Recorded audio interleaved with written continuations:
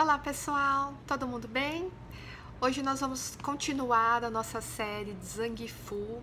Estamos quase acabando, hein? Hoje a gente finaliza o elemento metal, falando um pouco mais sobre o intestino grosso, certo? E a partir da semana que vem nós vamos iniciar o nosso último elemento, que é a água, tá bom?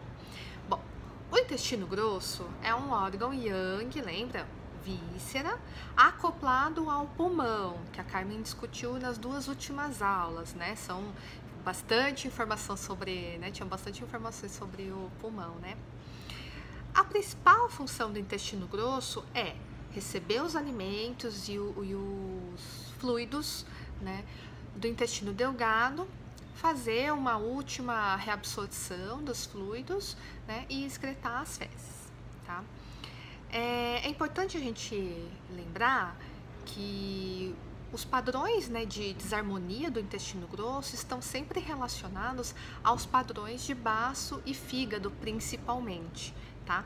Isso acontece porque vocês lembram lá na aula de sobre baço, né? O baço ele controla toda a transformação e o transporte dos alimentos, dos fluidos ao longo do trato digestivo, inclusive no intestino delgado e no intestino grosso, tá?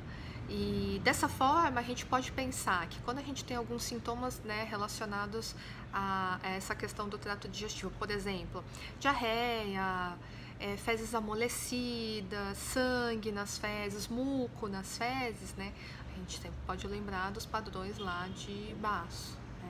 Ao mesmo tempo que o fígado não faz, né, essa livre circulação aí do Qi, do Xue, né, e por esse motivo, né, de fazer essa livre circulação do Qi, que quando a gente tem, por exemplo, sintoma de constipação, ou dor abdominal, distensão abdominal, a gente pode pensar em padrões de fígado, tá? Então, sempre quando a gente visualizar esses sintomas que a gente relaciona ao intestino grosso, a gente pode lembrar dos padrões de desarmonia de fígado e baço, tá bom? Bom, o papel mais importante, né, o principal papel do intestino grosso é em relação ao controle da passagem e a condução, né, desses alimentos e líquidos e fluidos e a transformação das fezes, né? Então, o intestino grosso ele vai receber o alimento ou o fluido do intestino delgado, né? Vai fazer uma última separação, lembra do puro e do impuro, né? Uma reabsorção ali dos fluidos e o resto ele vai excretar na forma de fezes, tá?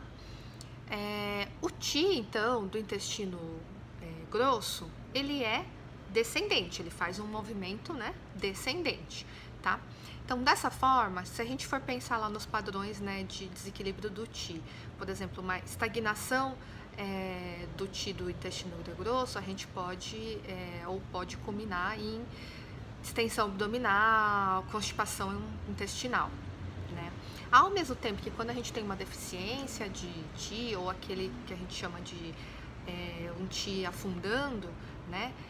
A gente pode apresentar sintomas, por exemplo, como prolapso retal, sangue nas fezes, lembrando que esses dois sintomas eles vão estar relacionados aos padrões de deficiência do Qi do baço, tá bom? Ao fundamento do Qi do baço, né? Em relação à transformação, né, de fezes e a reabsorção dos líquidos, então assim, ele vai fazer aquela separação de novo, né, do puro e do impuro, e essa reabsorção, né, ela tem que ser na medida exata, porque se reabsorve demais, isso a gente consegue relacionar bem na medicina ocidental também, né, se reabsorve fluidos demais, a gente vai ter aquelas fezes ressecadas, né, e se absorve de menos, a gente vai ter umas fezes amolecidas, mais úmidas, né. Isso vai depender, então, do bom funcionamento do Qi do intestino grosso, tá bom? Então, essa é a principal função dele, né? Fazer essa última separação aí e excretar as fezes, sendo que elas precisam estar naquela consistência ideal e isso vai depender do quanto que ele vai reabsorver ou não, e isso, por sua vez, depende do bom funcionamento do seu Qi, tá bom? Em relação a outros aspectos que o intestino grosso tem, a gente pode pensar nos aspectos emocionais, né? Então, como vocês viram, o pulmão ele está bem relacionado a aspectos emocionais, né? Também, aliás, todos, né, os órgãos e vísceras, né? Alguns mais do que outros. E o intestino grosso a gente relaciona com aquela capacidade de a gente seguir adiante, né? De desapegar do passado e conseguir, né, seguir adiante. E aí, nisso, né, muitos pontos do intestino grosso, né, dos canais, do canal do intestino grosso, eles são utilizados para a gente conseguir tratar isso, né? O IG4, ele é um dos mais utilizados, pensando nesse aspecto emocional, né, nessa capacidade de seguir adiante. Inclusive, até se fala, né, de quando uma pessoa que tem aquela constipação intestinal crônica, né, salvo que a gente já falou, né, dos padrões que a gente tem que lembrar, né, a gente pode considerar uma pessoa que é muito apegada ao passado, né, assim, então não consegue se desligar nem das suas próprias fezes, né, assim, a gente costuma dizer, é uma característica, né, então a gente pode pensar em alguns pontos aí do canal do intestino grosso para tratar isso, tá bom? E aí uma última função importante é a sua relação com o pulmão, certo? Já que eles são órgãos acoplados, né? Então os acoplados normalmente se relacionam, né? Então os canais do intestino grosso e do pulmão, eles estão interligados tanto externamente quanto internamente, né? Vocês lembram que os canais eles não passam só na parte exterior, mas eles internalizam também, tá? Então, a descensão do ti do pulmão, vocês lembram? Né? Que o ti do pulmão, ele desce, né? Então, essa descensão do ti do pulmão, ele fornece ao intestino grosso o ti necessário para aquela força que a gente precisa para evacuar. Então, o ti necessário é o esforço de evacuar. Quando o ti do pulmão está deficiente, então ele não consegue descer de forma adequada, a gente pode ter sintomas de constipação intestinal, né? Porque tem essa dificuldade aí para evacuar, tá?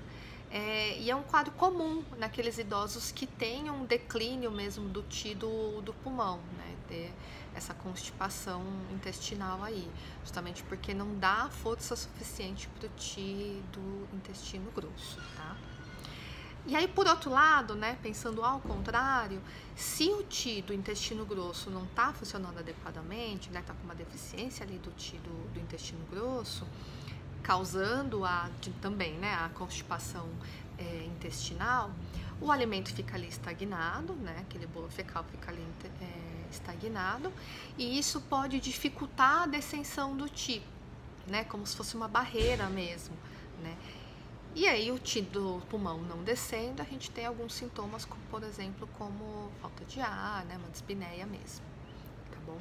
Então isso pra gente sempre lembrar que os órgãos acoplados, né, assim, do mesmo elemento, eles se relacionam, tá bom?